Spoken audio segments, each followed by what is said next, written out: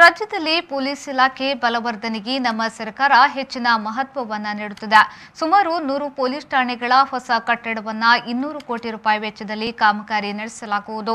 Subrahmanya police ಠಾಣೆಗೆ 1 ಕೋಟಿ ರೂಪಾಯಿ ಅನುದಾನ ಇಡಲಾಗಿದೆ.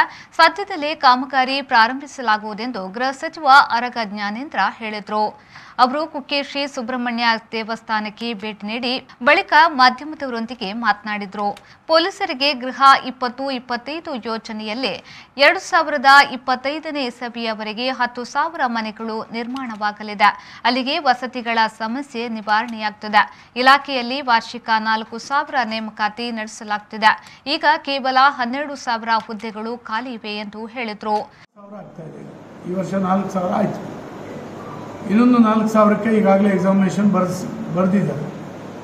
ಮುಂದೆ ಅವರಿಗೆ ಟ್ರೈನಿಂಗ್ ಕೊಡ್ತೇವೆ, 8 ತಿಂಗಳ ಟ್ರೈನಿಂಗ್. ಸುಮಾರು 33,000 ವೇಕೆನ್ಸಿಗಳಲ್ಲಿ ಇತ್ತು ನಮ್ಮ ರಾಜ್ಯದಲ್ಲಿ ಕಳೆದ 4 ವರ್ಷದ ಹಿಂದೆ ಕಾಂಗ್ರೆಸ್ ಸರ್ಕಾರ ಇದ್ದಾಗ. ಈಗ ಕೇವಲ 12,000 ವೇಕೆನ್ಸಿಗಳು ಮಾತ್ರ ಇದೆ ಮತ್ತು ಅಷ್ಟನ್ನು ಫಿಲಪ್ ಮಾಡಿದ್ದೇವೆ. ಪ್ರತಿ ವರ್ಷ ಬೇರೆ ಯಾವ ಇಲಾಖೆನಲ್ಲೂ ಇಷ್ಟು ರಿಕ್ರೂಟ್ಮೆಂಟ್ಗಳಾಗ್ತಾ ಇಲ್ಲ.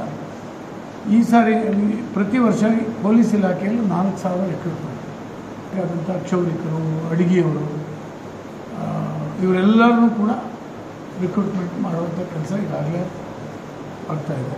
ಪೊಲೀಸ್ ಠಾಣೆಗೆ ಕೂಡ ಇಲ್ಲಿ ಸುಬ್ರಹ್ಮಣ್ಯ ಪೊಲೀಸ್ ಠಾಣೆಗೆ 1,28,00,000 ರೂಪಾಯಿಗಳನ್ನು ನಾವು ಇಟ್ಟಿದ್ದೇವೆ. ಸದ್ಯದಲ್ಲೇ ಅದನ್ನು ಬಿಲ್ಡಿಂಗ್ ಕಾಮಗಾರಿಯನ್ನು ಪ್ರಾರಂಭ ಮಾಡ್ತೀವಿ.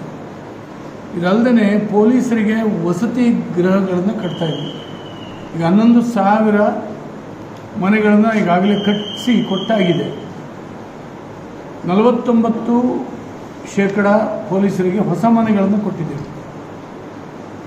ಇನ್ನು ಗೃಹ 2025 ಅಂತ ಹೇಳುವಂಥ ಯೋಜನೆಯಲ್ಲಿ 25ನೇ ಇಸವಿಯವರೆಗೆ 10,000 ಮನೆಗಳನ್ನು ಕಟ್ತೇವೆ. ಅಲ್ಲಿಗೆ ಪೊಲೀಸರಿಗೆ ಕ್ವಾರ್ಟರ್ಸ್ ಸಾಕಾಗುತ್ತೆ, ವಸತಿ ಸಾಕಾಗುತ್ತೆ. ಯಾಕಂದರೆ ಅವರು ನೆಮ್ಮದಿಯಿಂದ ಕೆಲಸ ಮಾಡಬೇಕಾದ್ರೆ ನಮ್ಮ ಪೊಲೀಸರಿಗೆ ಒಂದು ಮನೆ ಚೆನ್ನಾಗಿರಬೇಕು, ಅವ್ರ ಕುಟುಂಬ ವಾಸ ಮಾಡುವಂಥ ಜಾಗ, ಇನ್ನೊಂದು ಅವ್ರು ಕೆಲಸ ಮಾಡುವ. ಗೋಹತ್ಯೆ ನಿಷೇಧ ಕಾಯ್ದೆ ಈಗಾಗಲೇ ಜಾರಿಯಲ್ಲಿದ್ದು ಹೊಸ ಕಾಯ್ದೆಯಂತೆ ಪೊಲೀಸರು ಕ್ರಮ ಕೈಗೊಳ್ಳುತ್ತಿದ್ದಾರೆ. ಸಾರ್ವಜನಿಕರು ಸಹಕರಿಸಬೇಕು ಎಂದು ಹೇಳಿದರು. ಗೋಹತ್ಯೆ ನಿಷೇಧದ ಬಗ್ಗೆ ಹಿಂದೆ ನಮ್ಮ ಸರ್ಕಾರ ಮಾಡಿರ್ತಕ್ಕಂಥ ಒಂದು ಕಾಯ್ದೆಯನ್ನು ರಾಷ್ಟ್ರಪತಿ ಸಿಗ್ನೇಚರ್ ಆಗದೇನೆ ವಾಪಸ್ ತರಿಸಿದ್ರು ಸಿದ್ದರಾಮಯ್ಯ ಸರ್ಕಾರ.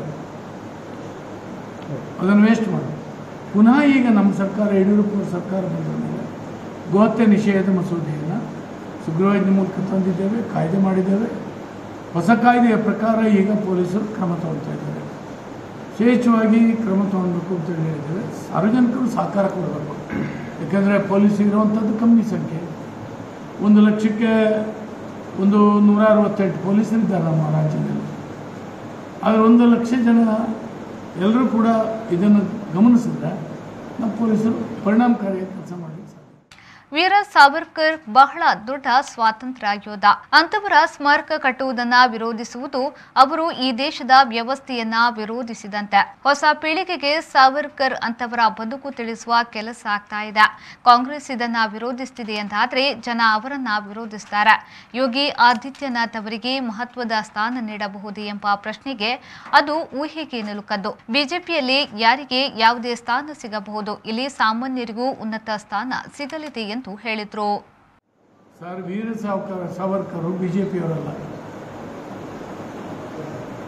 RSS ಬಿಜೆಪಿ ಹುಟ್ಟೋದಕ್ಕಿಂತ ಮುಂಚೆನೇ ಸಾವರ್ಕರ್ ಕರಿನೀರಿನ ಶಿಕ್ಷೆಗೆ ಒಳಗಾದಂಥ ಬಹಳ ದೊಡ್ಡ ಸ್ವಾತಂತ್ರ್ಯ ಯೋಧ. ಅಂಥವರ ಒಂದು ಸ್ಮಾರಕವನ್ನು ಕಟ್ಟಲಿಕ್ಕೆ ವಿರೋಧ ಮಾಡ್ತಾರೆ ಅಂದರೆ ಅವರು ಈ ದೇಶವನ್ನೇ ವಿರೋಧಿಸ್ತಾರೆ, ದೇಶದ ವ್ಯವಸ್ಥೆಯನ್ನೇ ವಿರೋಧಿಸ್ತಾರೆ. ಆ ಜನರಿಗೇನು ಪೂಜ್ಯ ಭಾವನೆಯಿಂದ ನಾವೇನು ಅವರ ನೆನಪು ಮಾಡ್ಕೊಳ್ಬೇಕು. ನಮ್ಮ ಹೊಸ ಪೀಳಿಗೆಗೆ ಅವರನ್ನು ಬದುಕಿಸಿಡುವಂಥ ಕೆಲಸ ನಾವು ಮಾಡಬೇಕು. ಇಲ್ಲದಿದ್ದರೆ